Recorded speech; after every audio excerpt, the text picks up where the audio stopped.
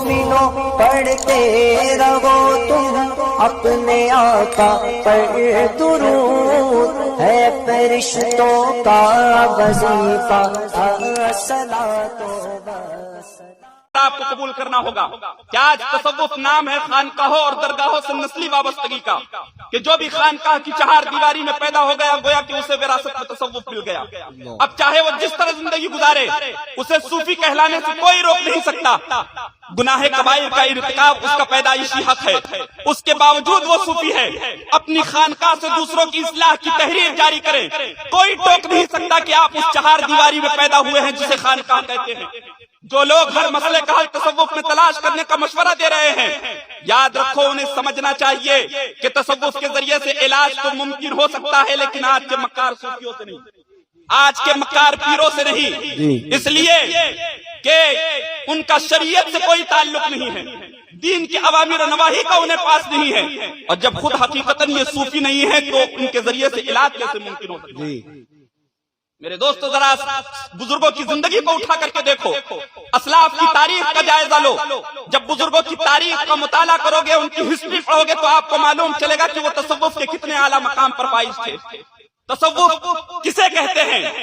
اور وہ کیسے صوفی تھے، حقیقی معنوں میں بزرگوں کی تاریخ کا مطالعہ کرنے کے بعد ہمیں اور آپ کو اندازہ ہوتا ہے۔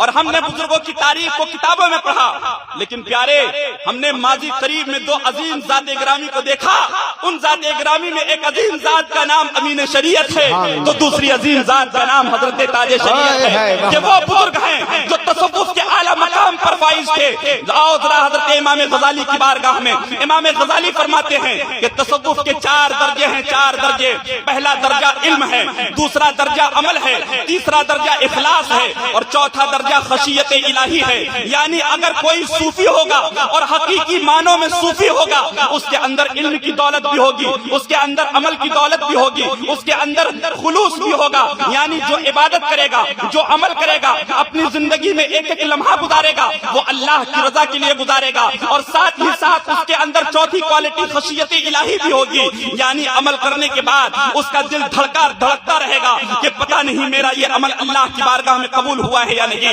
میں نے امین شریعت کی زندگی کو بڑے قریب سے ملاحظہ کیا، الحمدللہ بدرجہ اتم یہ تمام کوالٹی حضور امین شریعت کے اندر بدرجہ اتم موجود تھی، کہ ان کے اندر علم کی دولت، ان کے پاس علم کی دولت بھی تھی، عمل کی دولت بھی تھی، اخلاص کی دولت بھی تھی، خشیت الہی کی دولت بھی تھی۔ یاد رکھو پیارے، آج جو لوگ جو ہیں تصوف کے دعوے دار ہیں، جو علماء اہل سنت پہ یا اہل سنت کی خانقاہوں کے خدا ترس سجادگان کو جو لوگ نشانہ تنقید بناتے ہیں، انہیں خود غور کرنا چاہیے کہ ان تک امام غزالی رحمت اللہ تعالیٰ علیہ کے ان بیان کردہ منازل و مراحل تصوف کی ہوا تک پہنچی ہے یا نہیں۔ یاد رکھو، خواجہ کی زبانی رٹ لگانے اور اپنی خانقاہ سے دوسروں کی اصلاح کی تحریر جاری کر دینے سے کوئی صوفی نہیں کہلا سکتا، بلکہ ان بزرگوں کی راہوں پر چلنا پڑے گا جن بزرگوں کے نام کی تم روٹیاں کھاتے ہو، ان بزرگوں کے عقائد کو قبول کرنا ہوگا جن بزرگوں کے نام پہ تم پڑھ رہے ہو،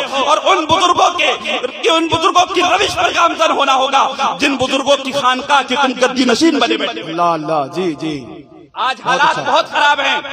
غیر عالم ہے تقریر کر رہے ہیں، غیر عالم ہے پیری مریدی کر رہے ہیں، غیر عالم ہے اور نہ جانے کیسے کیسے خرافات مچا رہے ہیں۔ میرے دوستو، ایسے مکار صوفی اور مکار پیروں کا داخلہ بھی اصلاح علاقے میں ہو رہا ہے، اور بلانے والے سب اپنے ہی لوگ ہیں۔ مسلمانوں، اگر امین شریعت کی غلامی کا دم بھرتے ہو اور امین شریعت کی غلامی کا پٹا اپنے گلے میں ڈالے ہوئے ہو تو یاد رکھو، امین شریعت کی غلامی کا حق یہی ہے کہ آپ شریعت کی کسوٹی میں آپ پرکھیں۔ اللہ نے آپ کو سمجھنے کی صلاحیت عطا فرمائی ہے، غور کرنے کی صلاحیت عطا فرمائی ہے۔ دنیاوی معاملات میں تو بڑے غور و فکر کرتے ہیں کہ کون سا برانڈ اچھا ہے، کون سی کوالٹی اچھی ہے، اور کسی دکان میں جا کر کے ٹھوک بجا کر کے اس چیز کو آپ خریدتے ہیں، تو دین کے معاملے میں اتنی تساہلی کیوں برتتے ہیں؟ مسلمانوں، آج حالات اس لیے خراب ہو چکے ہیں کہ آج ہم نے خود ہی صرف نسبت کی بنیاد پر لوگوں کو بڑھاوا دے دیا ہے۔ یاد رکھو، نسبت وہی کام آئے گی جہاں صاحب سلسلے سے نسبت سلامت ہو،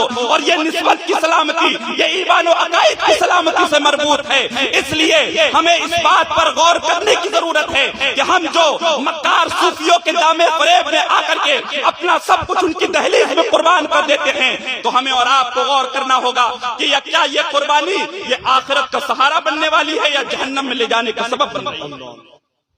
اس پر سنجیدگی سے غور کریے اور یاد رکھیے